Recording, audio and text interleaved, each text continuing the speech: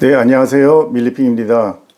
오늘은 어제 KBS 7시 뉴스가 육사 출신 육군 요직 싹쓸이 이번엔 바뀔까, 이런 뉴스를 보도했는데요. 육군의 독식, 육사의 독식, 이 부분에 대해서 한번 알아보고요. 두 번째는 오늘 방산 주식 시황에 대해서 알아보겠습니다.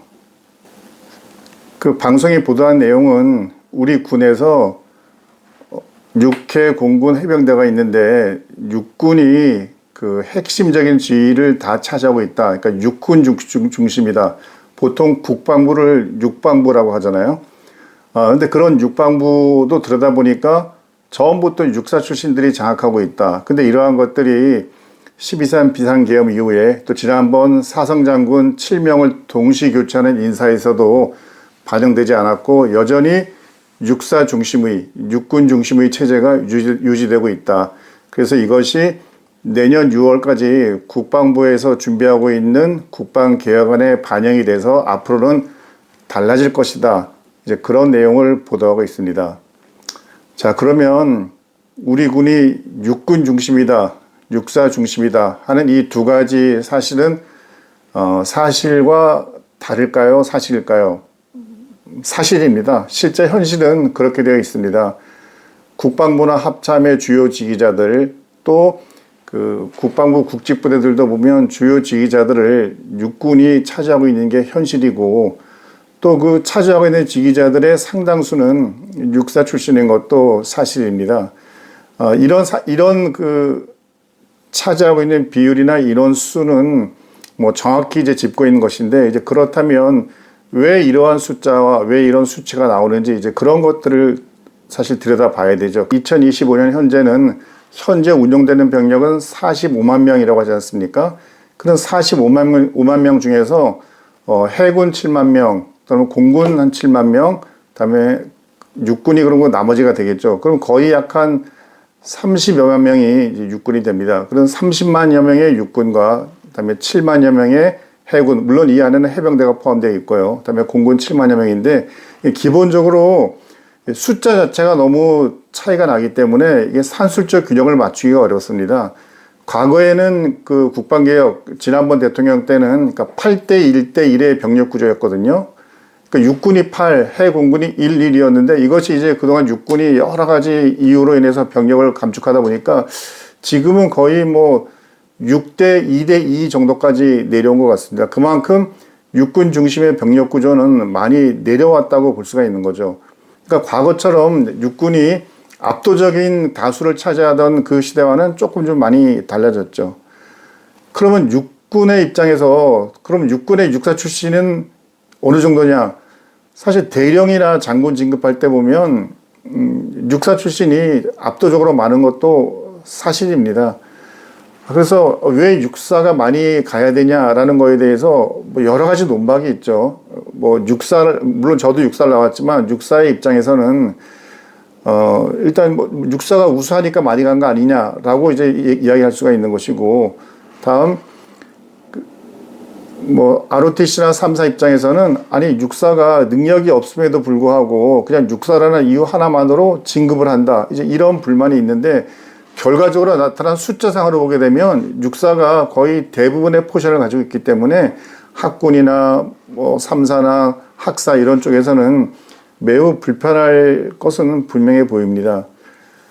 근데 이제 이런 것들을 그냥 산술적으로 뭐 2대 1대 1 이런 식으로 그 비율을 정해서 맞추기는 어렵습니다. 왜냐하면 그 밑에 있는 인원이 다르기 때문이죠. 보통 그 소위로 임관하는 우리 군에서 인원을 보게 되면요.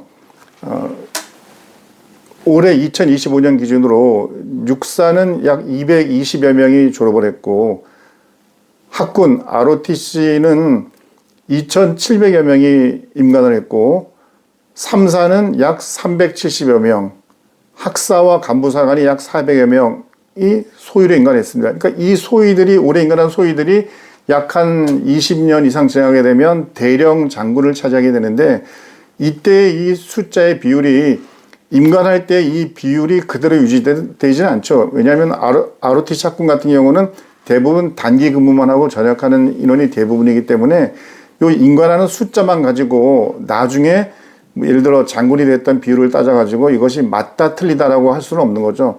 보통 이제 중령에서 대령이 되고 대령에서 장군이 될 때 이런 임관 출신별로 비율이 많이 이제 관심을 받게 되는데, 하여튼 육사 출신이 많은 것은 분명합니다. 이제 이런 것들이 군의 단결을 제어할 수가 있고, 또 반대로는 학군이나 3사 학사 입장에서는 어차피 가봐야 마지막에는 육사들만 되는데 우리가 굳이 그들의 둘러리가 서줄 필요가 있어? 빨리 나가버리자 하고 군을 나갈 수도 있겠죠. 또 이제 반대로 따지면 육사를 졸업했는데 나름 자기 스스로 본인들은 우수하다고 해서 육사 나와서 임관해서 장교가 됐는데 일정 계급도 가지 못하고 전역하게 된다면 또 야, 그렇다면 육사를 굳이 갈 필요가 있어? 이런 생각이 들 수도 있겠죠. 저는 이런 어떤 진급의 형평성 또는 인간 출신들 간의 어떤 균형을 유지하는 가장 좋은 방법은 진급할 때 말 그대로 자유 경쟁을 하는 거죠. 그리고 사전에 보통 군에서 진급 심사할 때 공석이라는 걸 할당을 합니다. 이번 예를 들어 중령에서 대령 진급 심사할 때 육사는 몇 석, 뭐 3사는 몇 석, ROTC는 몇 석 이렇게 하는데 이 할당된 공석 자체가 불균형이란 거죠. 육사에 지나치게 많이 공석이 할당됐고 ROTC나 3사에는 너무 적다는 거죠. 그래서 이런 거는 제가 생각해봐도 미리 육사는 몇 석이라고, 그러니까 전체 100이라는 숫자 중에서 육사는 60 이렇게 미리 못을 박는 게 이게 맞는 걸까? 저는 좀 잘못됐다고 봅니다. 그러니까 능력이 있느냐 없느냐, 그 계급장을 달았을 때 그 계급장에 합당한 임무를 수행할 수 있는 지휘관으로서의 능력이 있느냐를 보고 진급을 시켜야지, 그냥 특정 출신이라고 해서 육사 출신이라고 해서 비율을 정해놓고 무조건 진급을 시키는 것은 맞지가 않다고 생각합니다. 육사 출신 중에서도 자질이 부족하고 지휘관으로서 또는 군인으로서 부족한 사람들은 절대 진급시키면 안 되겠죠. 그래서 저는 이게 출신 간의 이런 문제들, 이런 것들은 진급 제도에서 결국 손을 봐야 된다고 생각합니다. 진급 제도라는 것은 공정하고 객관적이고 형평에 맞아야 되는데 이게 사람을 골라내는 거다 보니까 이것을 아주 숫자를 만들어서 비교하기가 굉장히 어렵습니다. 군에서도 뭐 디지털 진급 심사 이래서 여러 가지 제도를 만들어냈지만 결국 사람을 평가하는 것은 정량적인 것보다는 정성적인 것이 될 수밖에 없거든요. 저는 일단 그 진급 공석 제도는 없앴으면 좋겠다. 그다음에 두 번째는 진급 심사위원들이 공평하게 들어가야죠. 물론 이것은 지금도 어느 정도 되고 있습니다.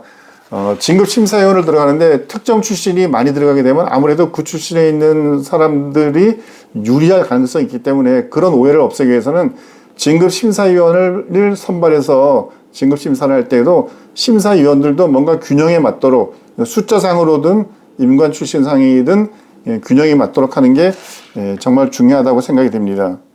그리고 이 평가에 있어서 서로 다른 지역에서 근무를 하던 사람들이 결국 진급심사 때는 모이잖아요. 그러면은 모든 사람들을 동일하게 비교할 수 있는 비교의 잣대가 사실 어렵습니다.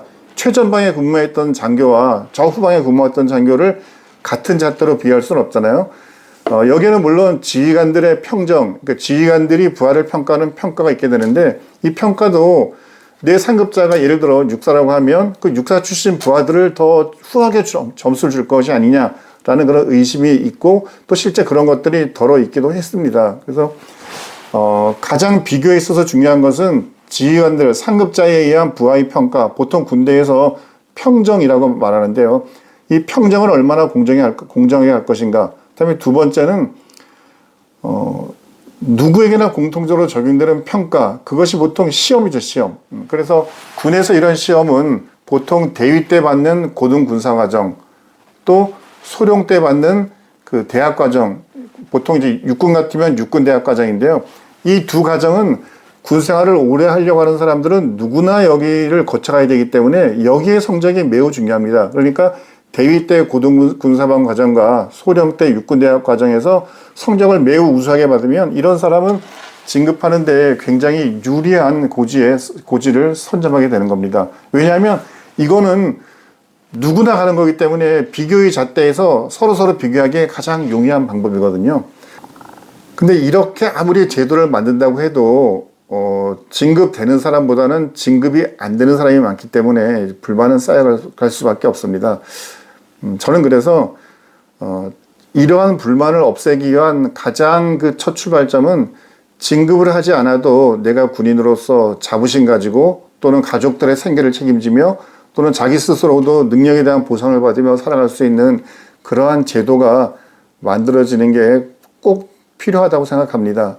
육군이 다 해먹는다라고 하는 것은 육군의 숫자가 많으니까 현재로서는 어쩔 수가 없습니다. 그렇다면 육군의 숫자를 해군, 공군에 비해서 조정을 해야 되죠. 예를 들어서 미군의 경우를 한번 보면요. 현역만 기준으로 봤을 때 미 육군은 45만 명, 미 해군이 34만 명, 미 공군이 33만 명, 미 해병이 17만 명입니다. 그러니까 미군은 육군, 해군, 공군이 숫자가 그렇게 압도적으로 차이가 나지 않고 사실 거의 비슷합니다. 해병도 17만 명이니까 여기도 적은 숫자가 아니죠. 그러니까 현재 상태에서는 육군의 병력이 어차피 45만 명 중에 30만 명이기 때문에 육군이 그만큼 인원이 많고 그만큼 또 장교들도 많다 보니까 여러 자리에 가 있는 게 현실일 수밖에 없습니다. 이것들이 개선되기 위해서는 현 상태에서 해군 공군을 무조건 더 진급을 많이 시키고 해군 공군을 더 국방부나 합참 주요지에 갖다 많이 놓으라고 하는 것은 숫자상의 제한이 있기 때문에 가능하지 않고요.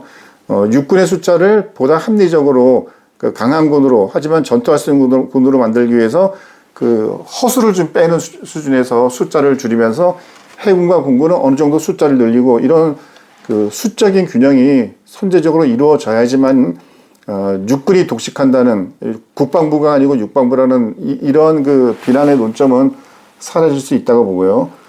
진급에 있어서도 육사 독식 이 부분도 진급제도의 개선이 필요한데 가장 중요한 것은 결과가 어떻게 될지 모르겠지만 출신별로 공석활동 하던 것을 없애야죠. 그래서 정말 육사, 뭐 삼사, 학사, 학군이 정말 자유경쟁으로 정말 경쟁을 해서 그 중에서 능력 있는 사람들이 그 상위 계급으로 진출하도록 하는 것이 꼭 필요하다고 봅니다. 진급에 있어서 가장 중요한 것은 능력 있는 사람이 가야 되죠. 흔히 말하는 적재적소.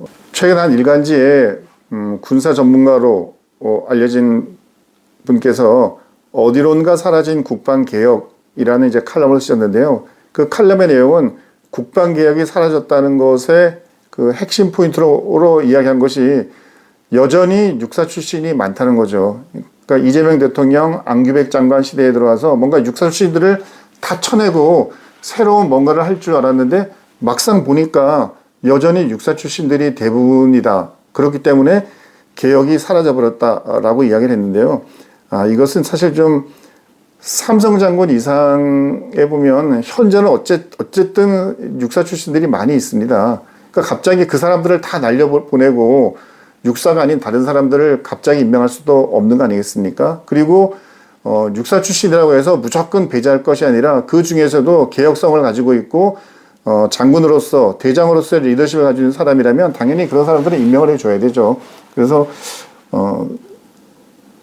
능력이 있음에도 불구하고 육사 출신이라고 해서 잘라버리는 것도 잘못됐지만 또 능력이 없는데도 육사가 아니라는 이유로 또 높은 자리에 올라가는 것도 바람직하지 않거든요. 그래서 육사건 ROTC건 삼사건 학군이건 능력이 있는 지휘관이면 능력 있는 장군이라면 그 더 높은 자리에서 지휘력을 발휘해서 대한민국의 국가 안보를 튼튼히 할 수 있도록 부하들을 덜 죽이고 전쟁에 승리할 수 있는 그런 지휘관으로서의 역할을 할 수 있도록 하는 게 맞다고 봅니다. 그냥 육사가 몇 명이냐는 걸 가지고 국방개혁이 됐느냐 안 됐느냐 따지는 것은 굉장히 여러분 숫자상의 오류에 빠질 수 있다고 봅니다. 현재 시간이 11시 18분인데요. 종합주가지수는 어제보다 74포인트 하락입니다. 미국도 굉장히 많이 내렸죠.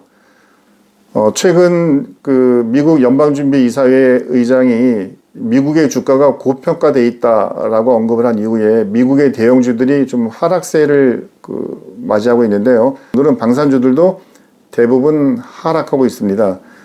아침 장 시작할 때만 하더라도 하나 에어로스페이스와 LIG 넥슨 같은 경우 약 2% 이상 상승을 했는데 전부 지금은 하락세를 상승세를 다 반납하고 전부 이제 하락으로 왔죠.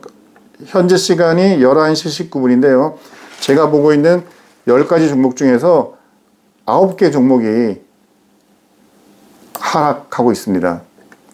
특히 하나 에어로스페이스가 대장주이기 때문에 대장주인 하나 에어로스페이스가 어떻게 움직이는지를 보시는 것도 좋을 것 같습니다.